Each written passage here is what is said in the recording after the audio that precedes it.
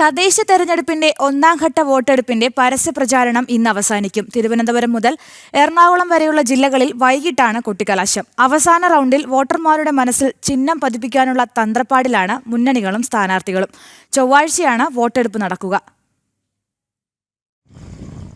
ഒന്നാംഘട്ട തദ്ദേശ തിരഞ്ഞെടുപ്പിന്റെ വോട്ടെടുപ്പ് നടക്കുന്ന തിരുവനന്തപുരം മുതൽ എറണാകുളം വരെയുള്ള 7 ജില്ലകളിലെ പരസ്യപ്രചാരണം ഇന്ന് അവസാനിക്കുമ്പോൾ വോട്ടുറപ്പിക്കുവാനുള്ള നെട്ടോട്ടത്തിലാണ് 3 മുന്നണികളും. ഇതിനോടകം തന്നെ ഒന്നിലേറെ തവണയുള്ള ഗൃഹസന്ദർശനങ്ങൾ പൂർത്തിയാക്കി കഴിഞ്ഞു. കൂടാതെ കാൽനട ജാഥകൾ, ബൈക്ക് റാലികൾ തുടങ്ങി തലങ്ങും വിലങ്ങുമായുള്ള മൈക്ക് അനൗൺസ്മെന്റും സജീവമായി അവസാന റൗണ്ടിലും പുരോഗമിക്കുന്നു. വാർഡുകൾ തോറും സ്ഥാനാർത്ഥികൾ വോട്ടർമാരുമായി നേരിട്ട് സംസാരിച്ച് പിന്തുണ ഉറപ്പിക്കുവാനുള്ള തീവ്ര ശ്രമത്തിലാണ്.